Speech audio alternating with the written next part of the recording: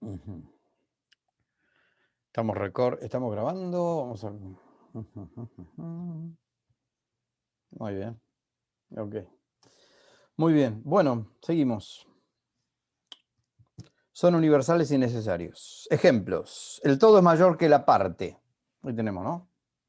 El todo es mayor que la parte. Paren que tengo a alguien en sala y me aparece a veces.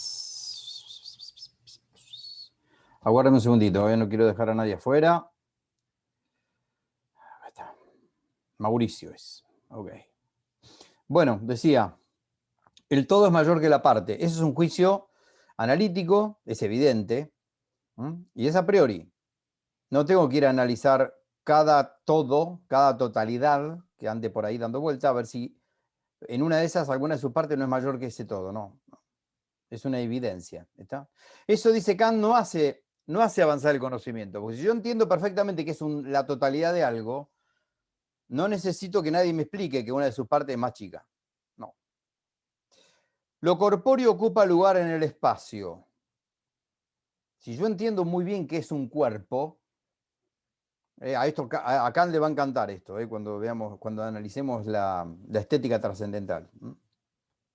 Todas las ballenas son mamíferos, bueno, lo de hoy. Los triángulos son figuras de tres ángulos, ¿ven? El hombre es un animal racional. El hombre es un animal inteligente. El hombre es un animal risible. Son todos juicios analíticos. La fuerza centrípeta atrae los cuerpos hacia el punto central. Nos estamos acercando ya a Newton con eso, ¿no? ¿Vieron que el lavarropa centrifuga? ¿Por qué centrifuga? Porque fuga del centro, es decir, tira la ropa para afuera para secarla. O el secarropa. Centrifuga. Bueno, los centrípetos al revés. Centrípeto es tira todo hacia el centro, es la fuerza inversa.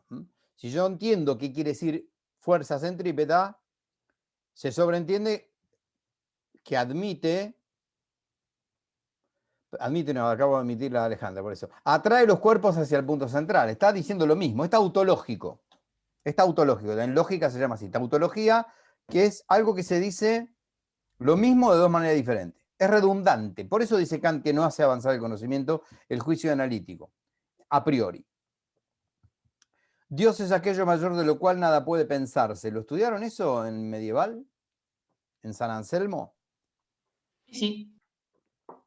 Sí. Bueno, eso es una discusión que él tiene con un monje, cuando hablan de la perfección de Dios. Bueno, perfecto. El argumento a priori de San Anselmo, ¿no? El argumento ontológico, sí, es a priorístico. Descartes lo toma en las meditaciones. No se entiende muy bien qué quiere decir Descartes con eso. Porque parece que lo está refutando, pero no se entiende en qué lo refuta. Las mejores refutaciones de ese argumento de San Anselmo están, por supuesto, en Santo Tomás de Aquino, por supuesto. Y Kant también lo refuta. Sobre todo el salto ontológico, el salto indebido del plano lógico al metafísico. Sí, es interesante eso. Bien, yo puse ahí, Joaquín está entrando.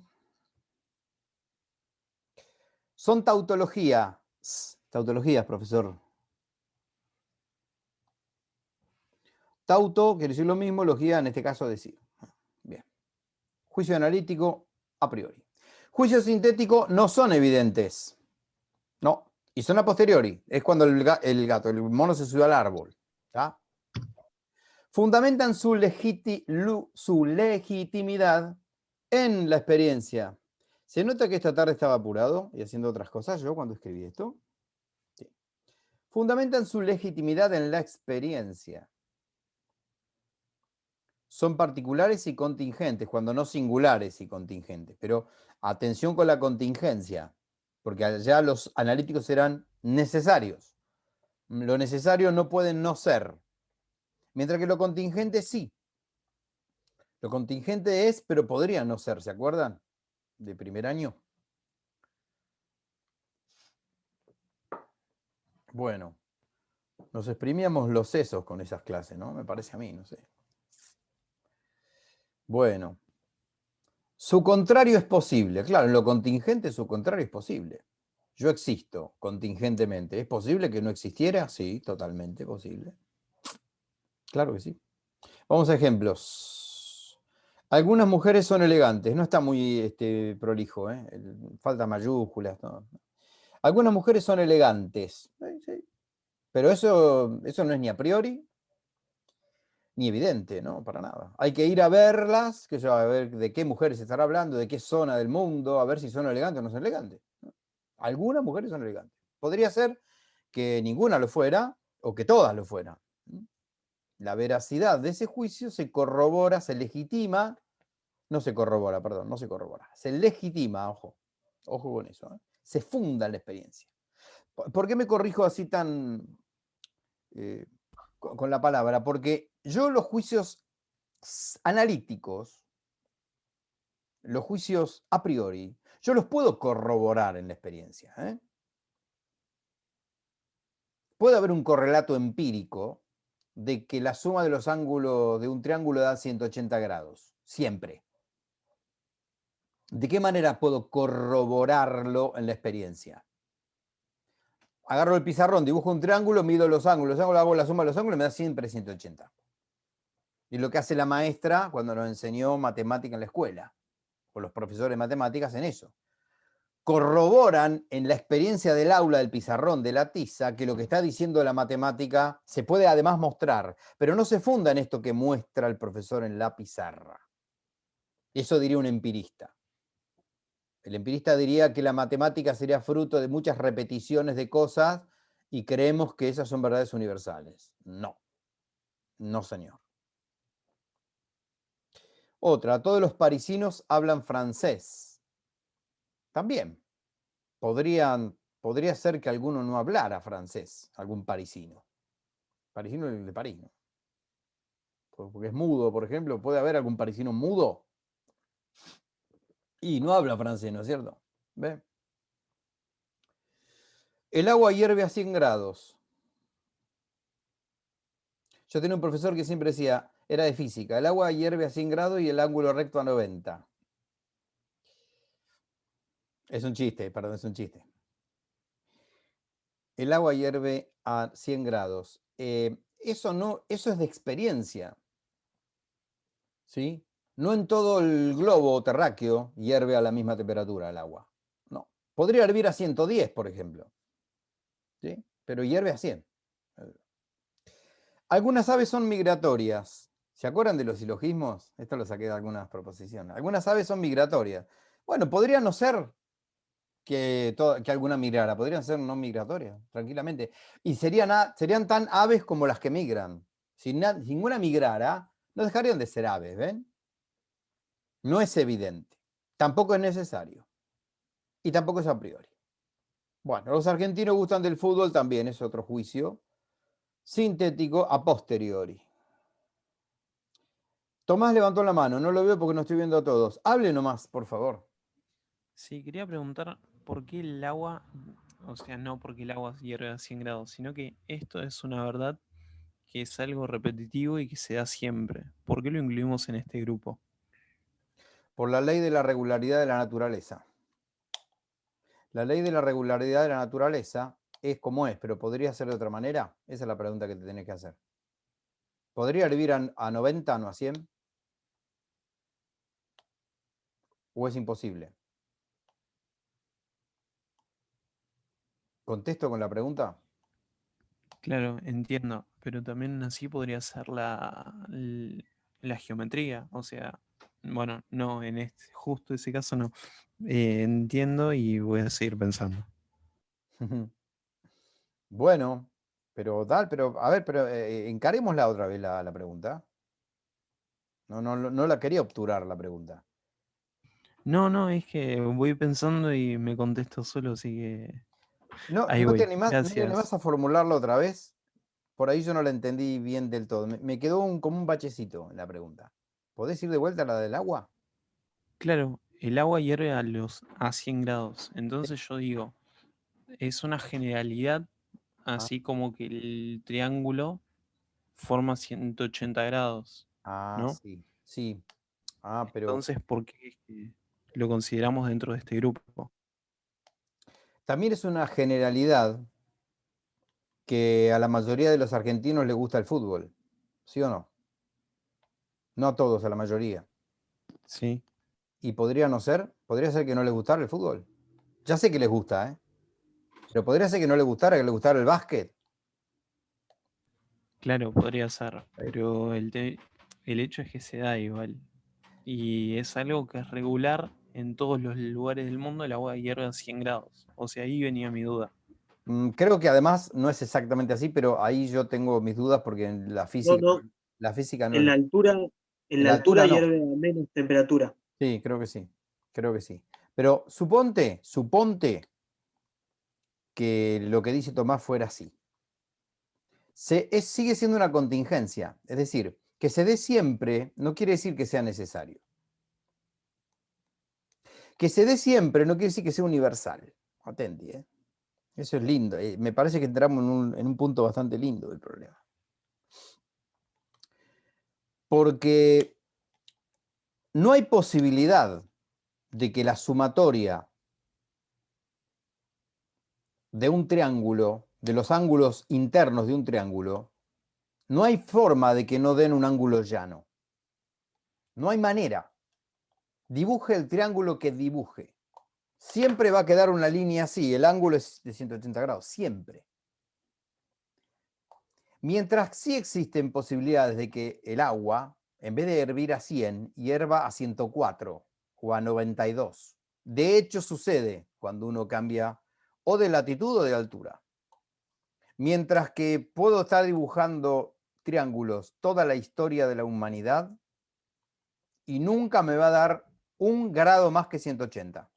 Nunca. Nunca la sumatoria de dos números pares me va a dar un número impar. Nunca. Mirá que los números son infinitos, ¿eh? Jamás. ¿Se ve? Sí, la sumatoria de dos impares me puede dar uno par. Siempre un número par, excepto el 2, va a ser la sumatoria de dos números primos. Siempre. No hay manera. ¿Ven? Mientras que lo otro es contingente. Todas las palomas vuelan o están con una contextura natural, anatómica para volar. Pero podría ser Se me que... acaba de ocurrir, profe, ¿Cómo? se me acaba de ocurrir que el agua, por ejemplo, ponele que siempre hierve a 100 grados, pero si tiene alcohol adentro, va a hervir antes. Bueno, lo que pasa es que ya no es agua sola. Ahí Claro, tenés una mezcla claro. homogénea. Hoy a la Pero bueno, mañana... uno podría pensar que como hay agua, va a hervir a 100 grados. No, pero ahí hay un error en el juicio. Así.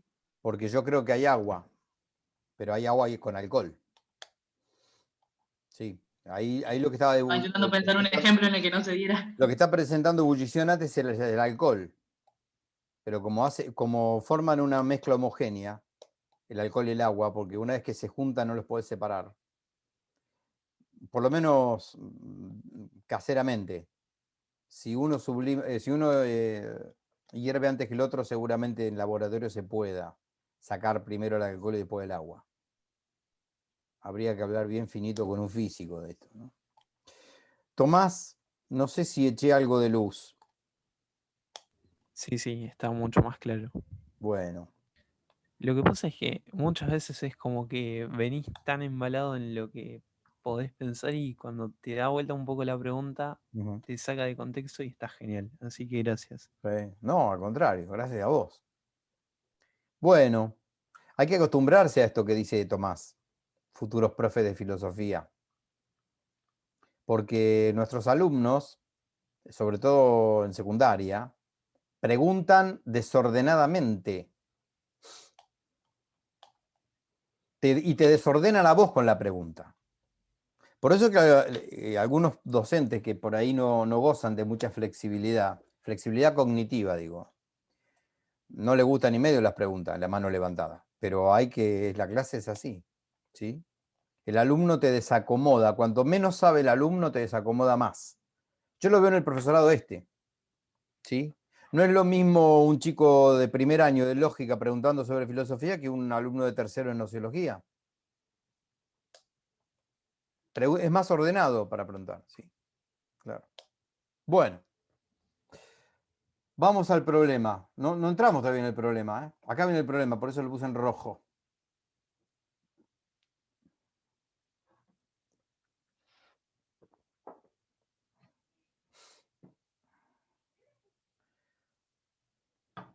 Muy bien. Claro. Si Kant dice que un juicio sintético, si Kant dice que un juicio a priori, como los analíticos, no hacen avanzar el conocimiento, porque ¿en qué avanzó con el conocimiento? Esto lo dice Kant, ¿eh? ¿En qué avanza el conocimiento de decir que la vaca es un vertebrado? Y en nada. Yo no estoy muy de acuerdo, por eso lo digo que esto lo dice Kant, ¿eh? Es discutible. Si lo implícito, si explicitar algo implícito no hace avanzar el conocimiento. Es discutible. Pero bueno, vamos a darle la derecha al autor porque estamos analizando el autor, no lo que opinamos nosotros del autor. Bien. Si lo a priori, por ser universal, por ser analítico, por ser evidente, no hace avanzar el conocimiento, ¿por qué dice Kant que los juicios de las ciencias son sintéticos, pero a priori? No son sintéticos a posteriori, como el mono está arriba del árbol o la mujer es elegante. Son sintéticos y a priori. Bueno, amplifican el sujeto, por eso son sintéticos, pero no se fundan en la experiencia. Vamos a los casos puntuales. Es decir, ¿se entiende que estamos haciendo como un cruce ahora? Nosotros teníamos lo sintético como a posteriori y lo analítico como a priori. Pero Kant se da cuenta que las conclusiones de la ciencia físico-matemática son juicios sintéticos porque hacen avanzar el conocimiento amplificando el sujeto de la proposición, pero no se fundan en la experiencia. No parten de una experiencia. ¿Está? Vamos a los ejemplos. La recta es la línea más corta entre dos puntos. ¿Sí? Bueno, ahí tenemos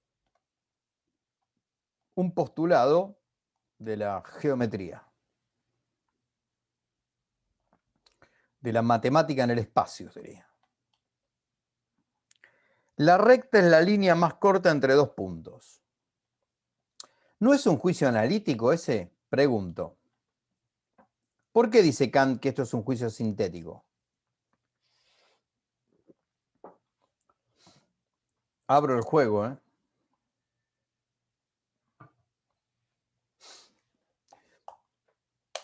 ¿Cómo funcionaba entre sujeto y predicado un juicio analítico?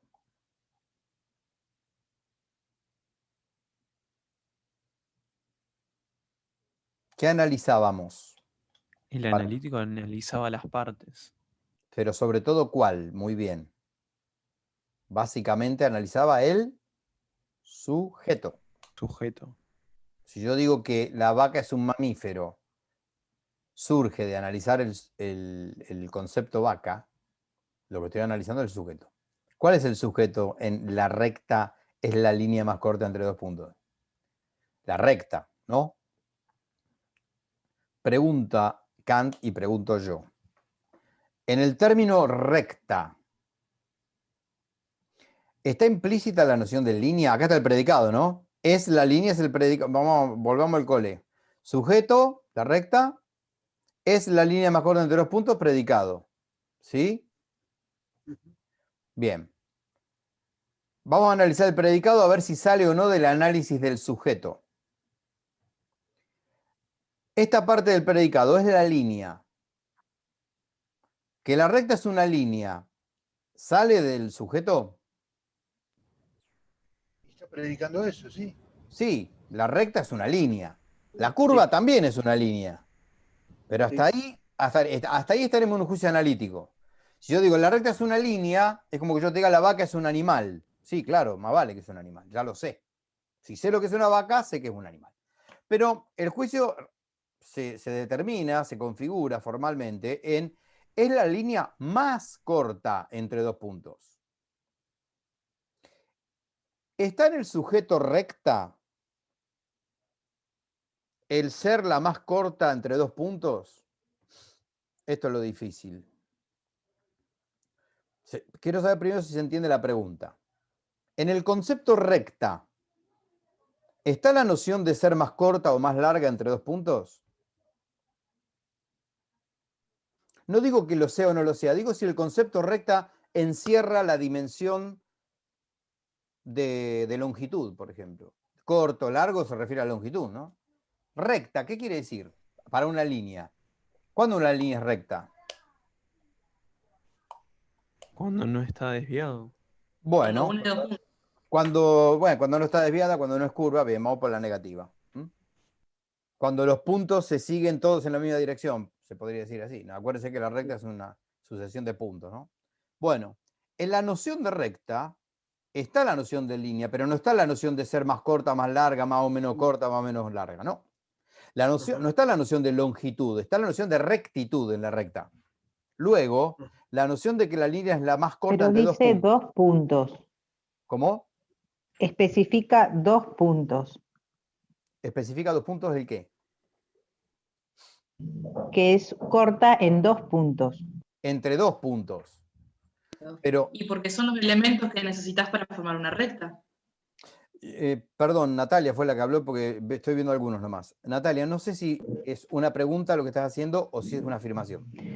Claro, porque por lo que ibas diciendo, se me ocurre, bueno, la línea recta puede ser larga si supera más de 2 puntos, porque bueno, pero si es de 1 a 2, para que sea recta y sea una línea, tienen que haber mínimo 2 puntos.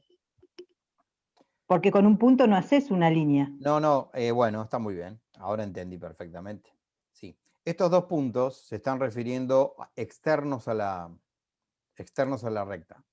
Imagínate que en el pizarrón yo pongo 2 puntos. Un punto y otro punto. Y te hago a vos pasar el pizarrón, Natalia, con una tiza, y te digo, marcame la línea más corta que haya entre este punto y este punto. ¿Cuál va a ser siempre la más corta? ¿La curva? ¿Una que haga así? Se puede pensar como un trayecto también, como si fuera el camino más corto de una esquina a la otra. Perfecto. O puedes dar vuelta a la manzana o puedes ir directamente por la misma Exacto. cuadra. Sí, exacto. Está clarísimo eso. Muy bien. La curva para mí es más larga porque Sí, si siempre. la hago con mucha profundidad, Sí, la recta no. exacto. Eso lo saben muy bien los corredores de auto. ¿Sí? Cuando uno ve cómo toman una curva, la toman por lo que se llama la cuerda de la curva. Que toda curva tiene una recta adentro. ¿Sí? El corredor de autos la estudia muy bien el circuito y la curva la tiene que tomar de la manera más corta posible para ganar velocidad y ganarle a lo que vienen atrás. ¿Está? Bien, bueno, esto está perfecto. Ahora, la pregunta que de Kant es esta. En el predicado más corta entre dos puntos, ¿esto se desprende necesariamente de la recta? No está preguntando si es verdad que la línea más corta entre dos puntos es la recta. Lo que se está preguntando es si en la noción de recta está la noción de dimensión, es decir, de longitud, de ser más corto o más largo. ¿Está o no está? ¿Está implícita Para o mí no está sí. implícita? Sí, sí. No. Lamento decirles que no. No. Porque la palabra recto no quiere decir más corto. Que lo recto sea más corto es otro problema. Pero acá la pregunta que se hace Kant es, ¿este juicio hace o no hace avanzar el conocimiento? Sí, Sí, pues evidentemente. lo vamos a tener que probar ahora. Por ejemplo. Y lo podríamos discutir. Podría alguien, ya sé que encima esta es muy intuitiva, ¿no? Es muy de intuición este primer ejemplo. Pero vamos a tener que probarlo. ¿Por qué? Y porque lo vamos a tener que corroborar en la experiencia. Tomamos los 2 puntos, medimos la recta y le hacemos después otra mínima curva a esa línea y nos vamos a dar cuenta que tiene unos milímetros de más. En la noción de rectitud no está la noción de longitud, no. En los Por lo puntos tanto, está, esto hace ¿verdad? avanzar el conocimiento.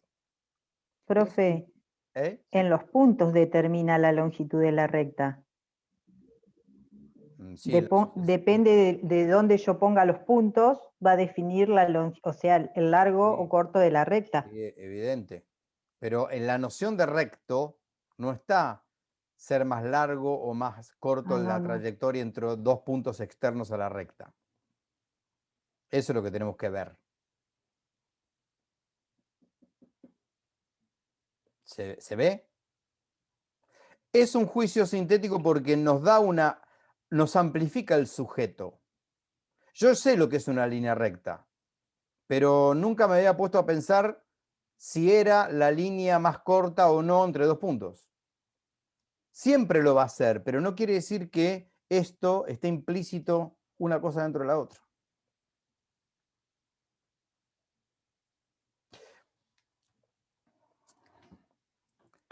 El ser humano, vamos a un ejemplo más cercano a lo que nosotros estamos acostumbrados a pensar en filosofía. El tema es que la matemática la tenemos un poco más alejada que la filosofía. Pregunto, ¿el ser humano de la creación corpórea no es el ser más evolucionado? ¿No es el ser superior? ¿Sí o no? Sí, ¿Que el resto de los animales no es el animal más desarrollado? sí. ¿Sí o no? Sí, Entonces, cuando yo digo el hombre es el ser más desarrollado de la creación, ¿eso es un juicio analítico o es un juicio sintético? sintético. Muy bien. ¿Hace avanzar el conocimiento de hombre? ¿Sí o no? Si es sintético, ¿amplifica el sujeto o no? El conocimiento del sujeto. Sí. ¿De dónde surge la idea, la verdad, además, de que el ser Se humano funda es en la el... experiencia, eso sí. Para.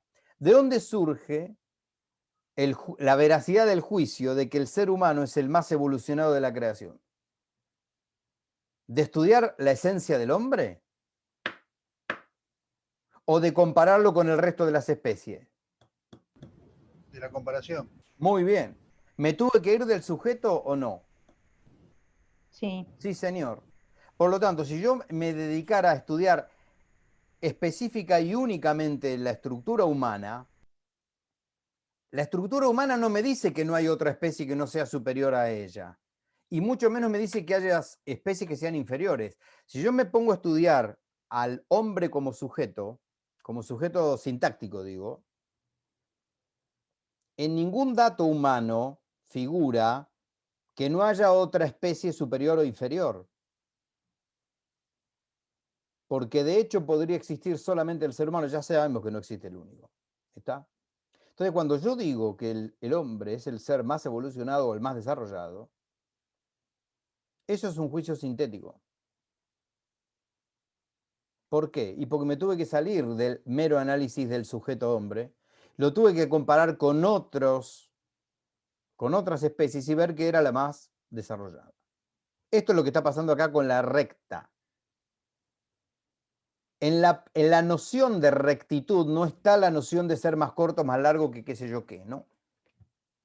Por lo tanto, hace avanzar el conocimiento. Vamos al segundo. Otro juicio sintético a priori de la... Uy, ya termina esto, no lo puedo creer yo. Esta es la segunda, ¿no? Increíble. La suma de los ángulos interiores de un triángulo da 180 grados. Acá esta la habíamos usado, ¿no? Trigonometría.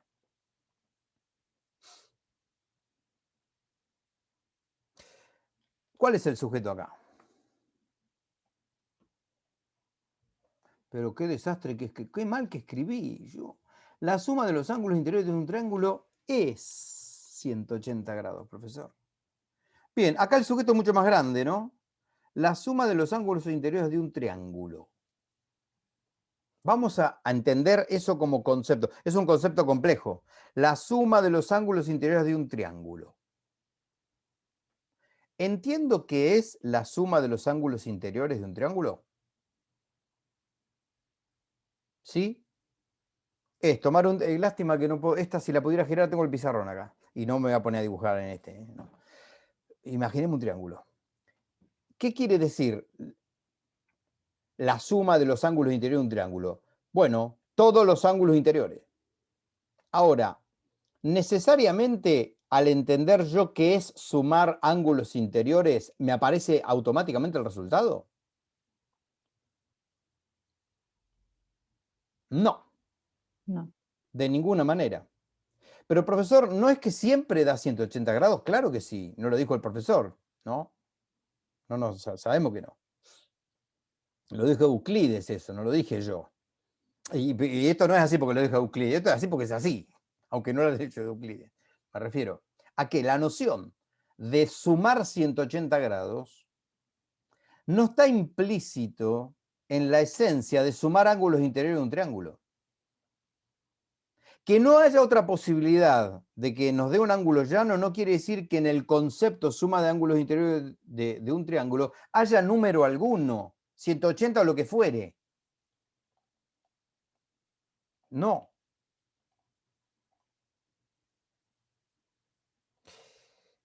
Vamos al otro, no al que sigue, sino al otro. Los cuerpos tienden a permanecer en su estado de reposo o de Odín. Parece que el que estuvo tomando Fernet fue el profesor acá. Los cuerpos tienden a permanecer en su estado de reposo o de movimiento rectilíneo y uniforme. Vamos hasta ahí. La ley de inercia de Newton es esta, ¿no? Los cuerpos. Ahí está el sujeto, ¿no? Ya tienden es el predicado. ¿Todos entendemos qué quiere decir cuerpo? Sí. Cuerpo en física, no el cuerpo humano. Cualquier cuerpo. ¿Sí? Los sólidos pitagóricos, nuestra mano, el mate, los snacks con gusto asado de las Sí. chicas, todos son cuerpos. ¿Sí? Bien. Ahora, cuando yo digo que los cuerpos tienden a permanecer en su estado de reposo de movimiento rectilíneo uniforme, ¿no? La ley de inercia, ¿eso se desprende analíticamente de la noción de cuerpo? El que tienden a permanecer quietos si están quietos o en movimiento si están en movimiento. ¿Vieron lo que en el micro cuando uno va que frena y sigue? Es la ley de inercia esa, ¿no? Muy bien. No está implícito el predicado en el sujeto cuerpo, no. Sí, cuando yo digo todo cuerpo ocupa un lugar en el espacio, porque si yo entiendo realmente que es un cuerpo, yo no puedo entender, ni pensar, ni suponer un cuerpo que esté fuera del espacio. ¿Dónde está si no está en el espacio? Cualquier nene de jardín sabe que cualquier objeto que está viendo está en un lugar, que tiene un lugar. Si no, no le cantaríamos en el jardín a guardar cada cosa en su lugar. En serio lo digo, ¿no? Andá a guardar tus juguetes donde van. Eso ya un deambulador en maternal más o menos lo tiene que ir entendiendo, creo. Yo hablo bajito porque mi mujer es maestra de maternal y por ahí ahora me da con un caño, ¿no? Pero no sé muy bien en qué salita ya de maternal, ya se le puede inculcar ese hábito. Salita de 2, profe, me parece, ¿Sí? o Por antes. eso, bueno, deambulador, está bien, creo que estoy bien. Hace 30 años estoy casado con una maestra de maternal y todavía no sé esto, vos fíjate, ¿no? Bueno, muy bien, perfecto. Ahora, no está implícita en la noción de cuerpo el que tiende a permanecer en su estado de reposo de movimiento rectilíneo uniforme, a menos que obligados a cambiar de estado por fuerza aplicada, sufra otra cosa, como dice Newton. No, eso no. Eso hasta que no me pongo a estudiar física, no lo sé. No tengo que estudiar física para saber que el cuerpo tiene un lugar en el espacio. No tengo que estudiar antropología para saber que el hombre es un vertebrado, o que es un mamífero, o que camina en dos patas. Pero sí tengo que estudiar antropología para saber que el hombre es el ser más desarrollado de toda la creación. Sí tengo que estudiar antropología. ¿Ven? Hay otra manera, se me ocurre, de mostrar la no evidencia de los juicios estos. ¿Sí?